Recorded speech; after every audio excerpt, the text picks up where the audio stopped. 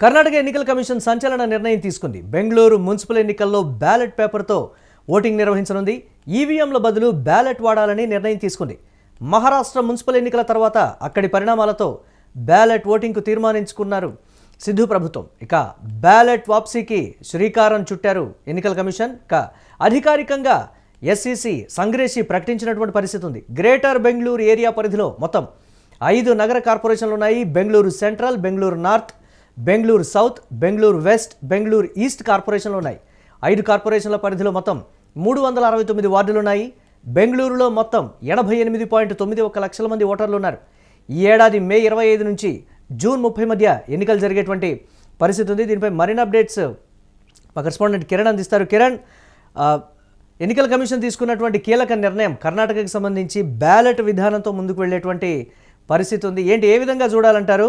అంతవరకే సాధ్యమవుతుందా, లేకపోతే దీన్ని ఇంకా వేరే స్థాయికి తీసుకువెళ్ళేటువంటి పరిస్థితులు ఉంటాయనేది కూడా ప్రధానంగా చోటు చేసుకున్నటువంటి చర్చ. అప్డేట్స్ ఏంటి? మురళి, దేశవ్యాప్తంగా ఈవీఎంల పనితీరు పైన ఎన్నికల కమిషన్ పైన పలు ఆరోపణలు వస్తున్న నేపథ్యంలో ఏదైతే కర్ణాటకలో స్థానిక ఎన్నికలకు, మేయర్ ఎన్నికలకు బ్యాలెట్ పత్రం ద్వారా ఎన్నికలు జరపాలని ఎన్నికల కమిషన్ ఇప్పటికే ఒక నిర్ణయం తీసుకుంది. అయితే ప్రధానంగా మహారాష్ట్ర జరిగిన స్థానిక ఎన్నికలు ఏదైతే మేయరు, మున్సిపాలిటీ ఎన్నికలను ఒకసారి గమనించినప్పుడు బీజేపీ అప్రహితంగా విజయం సాధిస్తుంది. అక్కడ ప్రధానంగా దేశవ్యాప్తంగా ఈవీఎంల పనితీరు పైన పలు ఆందోళనలు, పలు సందేహాలు ఉన్నాయి. ఇప్పటికే కాంగ్రెస్ పార్టీ ఓట్యూరి అంశం పైన కానీ రాహుల్ గాంధీ నేరుగా ఈసీని టార్గెట్ చేయడం వల్ల ఈసీ తదనంతరం జరిగిన పరిణామాల్లో మార్పుల్లో భాగంగా ఈసీ ఒక కొత్తగా నిర్ణయం తీసుకున్నది. ఇది కర్ణాటక మేయర్ ఎన్నికల్లో బ్యాలెట్ పత్రం ద్వారా ఎన్నికలు జరపాలని ఇప్పటికే ప్రాథమికంగా ఒక నిర్ణయం తీసుకుంది. దీనికి సంబంధించి ఎస్సీసీ సంగ్రేసి కూడా ఒక ప్రకటన రిలీజ్ చేయడం జరిగింది.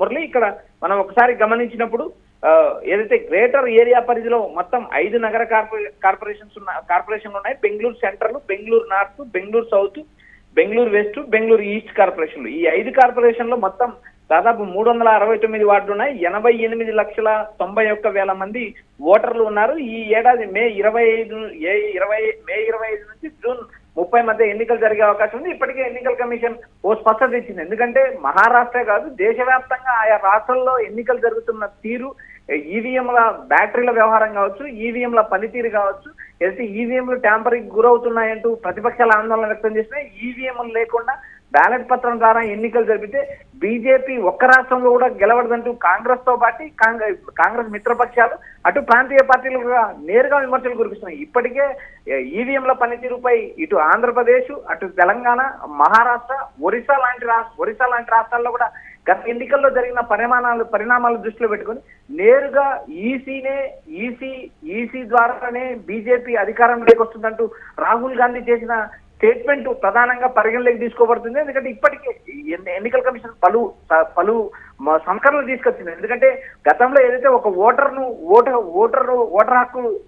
ఐడిని ఓటర్ను తొలగించడానికి ఈసీ నేరుగా ఫామ్ 6A అప్లై చేస్తేనే డిలీట్ చేసే పరిస్థితి ఉంది. ఇప్పుడు అదే విధానాన్ని కొనసాగిస్తూ ఫోన్ నంబర్ ఏదైతే ఓటీపీ నంబర్ ద్వారా ఓటు హక్కు అదే ఓటీపీ నంబర్ ఈసీ దగ్గర అట్ ది సేమ్ టైం ఓటర్ను ఇద్దరు జతగలిస్తే మాత్రమే ఆ ఓటు హక్కు డిలీట్ అయ్యే పరిస్థితి ఉంది. రాహుల్ ఈసీ పైన చేసిన ఆరోపణలో భాగంగా పలు ఎన్నికల కమిషన్ కూడా పలు సంస్కరణలు చేస్తుంది.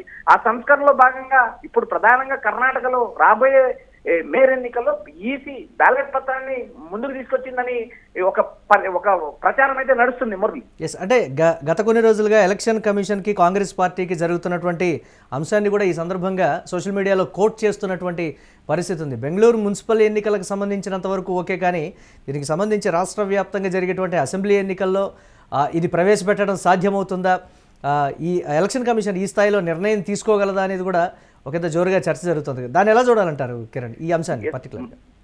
మురళి, ఇప్పుడు ప్రధానంగా కేవలం బీజేపీ ఎన్నికల్లో అప్రహితంగా గెలుపొందడానికి ఎన్నికల కమిషన్ చేసే పనుల వల్లే, ఎన్నికల కమిషన్ అనధికారికంగా బీజేపీకి సహకరించడం వల్లే ఆయా రాష్ట్రాల్లో బీజేపీ గెలుస్తుందంటూ నేరుగా రాహుల్ గాంధీతో పాటు ప్రతిపక్ష ఇండియా కూటమి పార్టీలే కాక ఆ దేశంలో ఉన్న ప్రాంతీయ పార్టీలు కూడా పదే ఆందోళన వ్యక్తం చేస్తున్నాయి. ఈసీ అండతోనే బీజేపీ గెలుస్తుందంటూ ఈసీని టార్గెట్ చేసుకొని రాహుల్ గాంధీ పలు ఆరోపణలు గుప్పిస్తున్నారు. అదేవిధంగా ఓట్ చోరీ అంశం ఆయా రాష్ట్రాల్లో రాహుల్ గాంధీ పర్యటించి ఓట్ చోరీ జరిగిన అంశము ఒక్కొక్క ఇంటిలో దాదాపు 5,000 ఓట్లు 10,000 ఓట్లు ఉన్న పనితీరు, ఒక ఇళ్లలో 320 400 ఓట్లు ఉన్నాయి. వాటిని ఎలా పరిగణలోకి తీసుకుంటారు, ఒకే అడ్రస్ మీద ఇన్ని ఓట్లు ఎలా వస్తాయంటూ మహారాష్ట్రతో పాటు కర్ణాటకతో పాటు దేశవ్యాప్తంగా పలు రాష్ట్రాల్లో పలు రాష్ట్రాల్లో రాహుల్ గాంధీ ఏకంగా ఏదైతే ప్రెస్ మీట్ పెట్టి వివరించిన విధానాన్ని కూడా మనం గతంలో చూసాం. ఇవన్నీ అంశాలను పరిగణలోకి తీసుకున్న ఎన్నికల కమిషన్ రాబోయే రోజుల్లో ఆయా రాష్ట్రాల్లో కూడా బ్యాలెట్ పత్రంతో ఎన్నికలు నిర్వహించాల్సిన పరిస్థితి వచ్చిందంటే ఇప్పటికే ప్రజా సంఘాలు కూడా నిరసిస్తున్నాయి. ఎందుకంటే కేవలం ఏదైతే ఈవీఎం హ్యాక్ చేసే పరిస్థితులు ఉన్నాయి. ఈవీఎం హ్యాక్ అవుతుంది.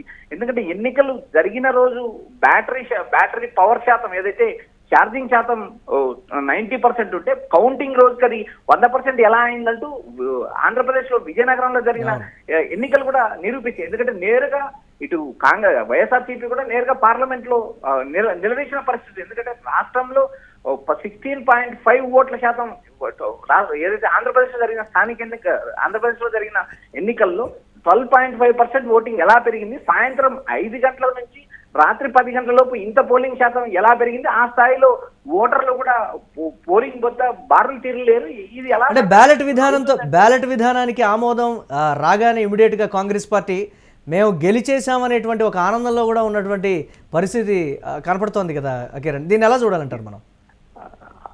మురళి, బ్యాలెట్ విధానం పైన కాంగ్రెస్ పార్టీ గతం నుంచి పోరాటం చేస్తుంది, ప్రస్తుతం కూడా పోరాటం కొనసాగిస్తుంది. ఎందుకంటే దేశవ్యాప్తంగా బీజేపీ గెలిచే ప్రతి రాష్ట్రంలోనూ అంతిమంగా కాంగ్రెస్ పార్టీకి తీవ్ర నష్టం జరుగుతుంది. ఆ పార్టీ కోలుకొని దెబ్బ పడుతుంది. ఎందుకంటే మహారాష్ట్ర ఎన్నికలు చూసాము, గతంలో హర్యానా రాష్ట్రంలో ఎన్నికలు చూసాము, తర్వాత ఢిల్లీ చూసాము. ఇలా వరుసగా ఆయా రాష్ట్రాల్లో గెలిచే రాష్ట్రాల్లో మహారాష్ట్ర ఎన్నికల్లో కాంగ్రెస్ కూటమి గెలుస్తుంది అనుకున్న నేపథ్యంలో బీజేపీ ఘన విజయం సాధించింది. అదే ఏదైతే 2024 పార్లమెంట్ ఎన్నికల్లో బీజేపీకి గట్టి షాక్ తగిలింది మహారాష్ట్రలో. 6 నెలల కాలంలోనే మోడీ ఏకంగా 200కు పై చిలుకు సీట్లు బీజేపీ కూటమి ఎలా సాధించింది అనేది కూడా ఇప్పటికి కూడా ప్రశ్నార్థకం. ఇదే విధంగా ఆయా రాష్ట్రాల్లో హర్యానా రాష్ట్రంలో జరిగిన ఎన్నికలు కావచ్చు, ఢిల్లీలో జరిగిన ఎన్నికలు కావచ్చు, దేశవ్యాప్తంగా ఆయా రాష్ట్రాల్లో ఎన్నికల కమిషన్ అండతోనే బీజేపీ గెలుస్తుందంటూ కాంగ్రెస్ ఆరోపణలు కురిపిస్తుంది. కాంగ్రెస్ తో పాటు మిత్రపక్షాలు కూడా ఆరోపణలు చేస్తున్నాయి. వీటిని అన్నిటినీ పరిగణలోకి తీసుకున్న ఎలక్షన్ కమిషన్ పలు సంస్కరణలు ఎన్నికల కమిషన్ నేపథ్యంలో పలు సంస్కరణలు తీసుకొస్తుంది. ఆ సంస్కరణలో భాగంగా బెంగళూరులో కూడా ఏదైతే స్థానిక ఎన్నికల్లో బ్యాలెట్ పత్రాన్ని తీసుకొస్తున్నారని ఎస్సీసీ కురేషి ప్రకటించడం జరిగింది. మురళి, అయితే బెంగళూరు మున్సిపల్ ఎన్నికల్లో బ్యాలెట్ పేపర్తో ఓటింగ్కి సంబంధించి ప్రధానంగా వస్తున్నటువంటి విమర్శలు ఏంటి అంటే, ఈసారి మాత్రం మీరు ఓడిపోతే రాబోయే అసెంబ్లీ ఎన్నికలకి దీన్ని ఈ ఓటమిని కానీ గెలుపుని కానీ మ్యాండేట్గా భావిస్తోందా కాంగ్రెస్ పార్టీ అనేది కూడా ఒకంత క్లారిటీ కోసం సోషల్ మీడియాలో జోరుగా చర్చ జరుగుతుంది. దీన్ని ఎలా చూడాలంటారు మనం? మురళి, బ్యాలెట్ పత్రం ద్వారా ఎన్నికలు జరిగితే కాంగ్రెస్ పార్టీ ఖచ్చితంగా గెలుస్తుందంటూ ఇప్పటికే కాంగ్రెస్ పార్టీకి సంబంధించిన కీలక నేతలు పలు సందర్భాల్లో ప్రకటించిన నేపథ్యం మనం చూసాం. ఇక్కడ ప్రధానంగా ఈవీఎం పనితీరు పైన కానీ ఎలక్షన్ కమిషన్ పనితీరు పైన కాంగ్రెస్ పార్టీ అటు రాహుల్ గాంధీ కూడా పలు ఆరోపణలు చేస్తున్నారు. ఈ ఆరోపణలపైనే ఏదైతే అటు కర్ణాటక బెంగళూరు మున్సిపల్ ఎన్నికల్లో ఏదైతే బ్యాలెట్ పత్రంతో ఎన్నికలు జరుగుతారో ఈ ఎన్నికలు గెలిచిన తర్వాత జరిగే రాజకీయ పరిణామాల గురించి మనం ఇప్పటికిప్పుడు చెప్పలేము. అయితే ఇప్పుడు ప్రధానంగా ఎన్నికల కమిషన్ మీద వస్తున్న ఆరోపణల పైన ఎన్నికల కమిషన్ ఒక సంస్కరణలో భాగంగా మళ్ళీ బ్యాలెట్ విధానాన్ని తీసుకొచ్చిందంటూ ఒక ప్రచారం అయితే నడుస్తుంది. దీనికి సంబంధించి ఈసీ కూడా ఒక క్లారిటీ ఇచ్చారు. ఏదైతే బెంగళూరు స్థానిక సంస్థ ఎన్నికలకు బ్యాలెట్ పత్రం ద్వారా ఎన్నికలు జరుపుతామంటూ ప్రకటించడం జరిగింది. Murali, right, thanks for updates Kiran. ఇక బెంగళూరు మున్సిపల్ ఎన్నికల్లో బ్యాలెట్ పేపర్ ఓటింగ్కి సంబంధించి కీలకమైనటువంటి నిర్ణయం అయితే తీసుకుంది ఎలక్షన్ కమిషన్. ఇక ఈవీఎంల బదులు బ్యాలెట్ వాడాలని కూడా నిర్ణయం తీసుకున్నారు. మహారాష్ట్ర మున్సిపల్ ఎన్నికల తర్వాత అక్కడి పరిణామాలతో బ్యాలెట్ ఓటింగ్కు తీర్మానించుకున్నారు సిద్ధు ప్రభుత్వం. ఇక బ్యాలెట్ వాప్సీకి శ్రీకారం చుట్టింది ఎన్నికల కమిషన్ అధికారికంగా. ఎస్ఈసి సంగ్రేషి ప్రకటించినటువంటి పరిస్థితి ఉంది ఈ అంశాన్ని. ఇక గ్రేటర్ బెంగళూరు ఏరియా పరిధిలో మొత్తం 5 నగర కార్పొరేషన్ల పరిధిలో దీనికి సంబంధించి Bengaluru central, Bengaluru north, Bengaluru south, Bengaluru west, Bengaluru east కార్పొరేషన్లు అయితే ఉన్నాయి. 5 కార్పొరేషన్ల పరిధిలో మొత్తం 369 వార్డులు అయితే ఉన్నాయి. ఇక బెంగళూరులో మొత్తం 88.91 లక్షల మంది ఓటర్లు అయితే ఉన్నారు. ఈ ఏడాది మే 25 నుంచి జూన్ 30 మధ్య ఎన్నికలు జరగబోతున్నాయి. బ్యాలెట్ పేపర్ అనగానే కాంగ్రెస్ పార్టీ ఇక మేము గెలిచినట్లే అనేటువంటి ఒక ఆనందంలో అయితే ఉన్నటువంటి బ్రేక్ న్యూస్ చూస్తున్నాం.